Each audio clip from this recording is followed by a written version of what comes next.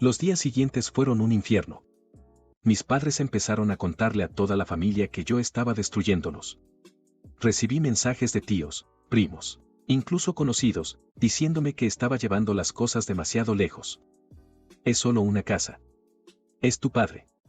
La familia es más importante que el dinero. Pero nadie se preguntó por qué él me hizo esto a mí. Nadie me preguntó cómo me sentía. Para ellos, yo era el villano. Y entonces llegó la bomba. Daniel consiguió un documento clave, el contrato de venta de la casa con mi firma falsificada. Pidió un análisis pericial y el resultado fue obvio. La firma no era mía. No solo mi padre había cometido fraude, sino que había sido increíblemente descuidado al hacerlo. Eso era suficiente para hacer el caso aún más grave.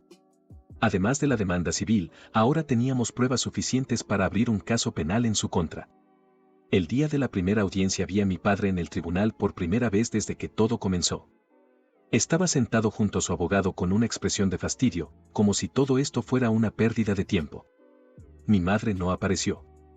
Adán tampoco. El juez inició la sesión. El abogado de mi padre intentó argumentar que no había pruebas concretas de fraude. Daniel, sin decir nada, solo entregó los documentos analizados por el perito. El juez los revisó unos segundos, luego miró a mi padre. Señor, ¿puede explicarme por qué la firma de su hijo parece haber sido falsificada? El rostro de mi padre enrojeció, empezó a hablar sobre errores administrativos y malentendidos, pero el juez no estaba convencido. La audiencia terminó, con el tribunal ordenando una nueva revisión de todos los documentos financieros relacionados con la venta. Eso significaba que si mi padre estaba ocultando algo y yo sabía que lo estaba, no tardaríamos en descubrirlo. Al salir del tribunal finalmente rompió el silencio y se acercó a mí. ¿Crees que ganaste algo?, gruñó. Esto no va a terminar bien para ti, Hubert. Crucé los brazos. No, papá, el que cree que puede salirse con la suya eres tú, pero esto se acabó. Me miró fijamente por un momento, luego se alejó. Esa noche me senté en mi apartamento y dejé que todo se asentara. Aún quedaba un largo camino por delante, pero por primera vez en mucho tiempo sentí que tenía el control. 2 semanas después recibimos la notificación oficial. El tribunal reconoció el fraude y anuló la venta de la casa. La propiedad volvería a mí y mi padre fue condenado a pagarme una indemnización. Lo mejor de todo, no tenía el dinero. Eso significaba que tendría que vender su propia casa para pagarme lo que debía. Cuando esa noticia llegó a él, recibí un último mensaje: papá, has destruido a tu propia familia. Espero que estés feliz. Miré la pantalla por un momento y sonreí. Nunca había sido tan feliz.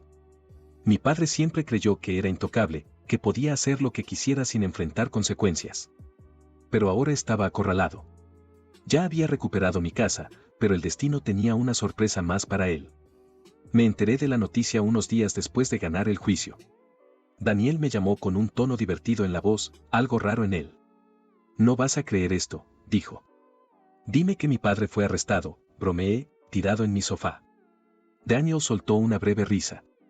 Aún no, pero los compradores de tu casa lo demandaron. Me quedé en silencio por un momento.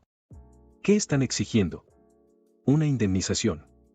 Dicen que fueron engañados, que tu padre vendió una propiedad sin la documentación adecuada y que ahora han perdido la casa que compraron legalmente. Solté una risa baja. No era de humor, era de pura satisfacción. Finalmente, algo justo en este mundo.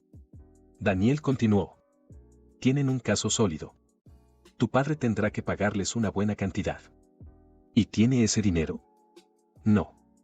Esa sola palabra fue suficiente para hacerme sonreír de verdad, por primera vez desde que todo esto comenzó. Cuando regresé a mi casa, para comenzar a organizar todo, encontré a los antiguos compradores recogiendo sus cosas. Por un momento, sentí una punzada de culpa. Sabía que ellos no tenían la culpa de la estafa de mi padre. Solo compraron una casa sin saber nada, pero yo tampoco. Tenía la culpa de lo que pasó a la mujer.